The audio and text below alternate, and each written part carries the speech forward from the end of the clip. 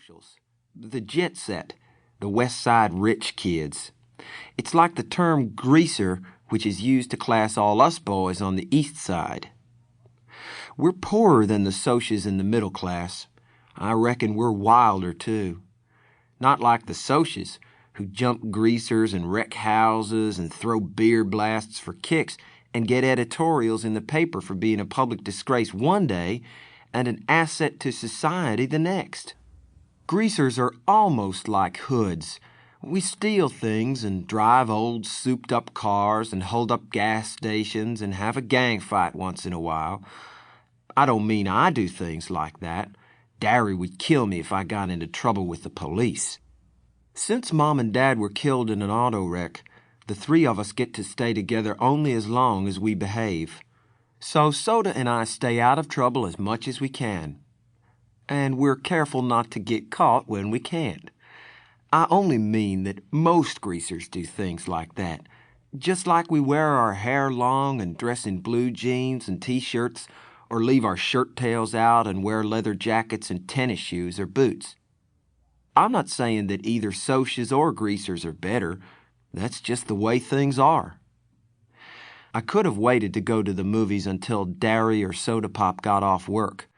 They would have gone with me or driven me there or walked along, although Soda just can't sit still long enough to enjoy a movie, and they bore Darry to death. Darry thinks his life is enough without inspecting other people's. Or I could have gotten one of the gang to come along, one of the four boys Darry and Soda and I have grown up with and consider family. We're almost as close as brothers. When you grow up in a tight-knit neighborhood like ours, you get to know each other real well. If I had thought about it, I could have called Darry and he would have come by on his way home and picked me up. Or Two-Bit Matthews, one of our gang, would have come to get me in his car if I'd asked him. But sometimes I just don't use my head. It drives my brother Darry nuts when I do stuff like that, 'cause I'm supposed to be smart. I make good grades and have a high IQ and everything, but I don't use my head. Besides, I like walking. I about decided I didn't like it so much, though, when I spotted that red Corvair trailing me.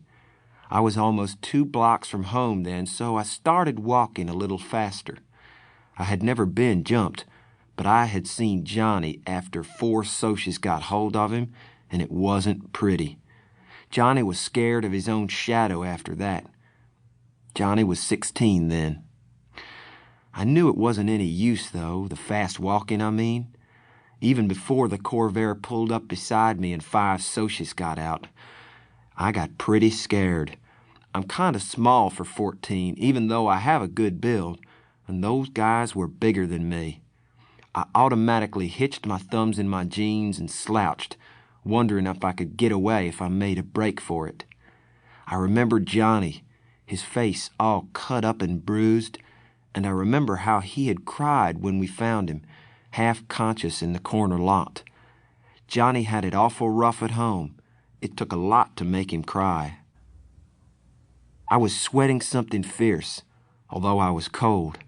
I could feel my palms getting clammy and the perspiration running down my back. I get like that when I'm real scared. I glanced around for a pop bottle or a stick or something. Steve Randall, Soda's best buddy, had once held off 4 guys with a busted pop bottle, but there was nothing. So I stood there like a bump on a log while they surrounded me. I don't use my head. They walked around slowly, silently, smiling. "Hey, Grease," one said in an over-friendly voice. "We're going to do you a favor, Greaser. We're going to cut all that long, greasy hair off." He had on a Madras shirt. I can still see it, blue Madras. One of them laughed, then cussed me out in a low voice. I couldn't think of anything to say. There just isn't a whole lot you can say while waiting to get mugged, so I kept my mouth shut. "Need a haircut, Greaser?"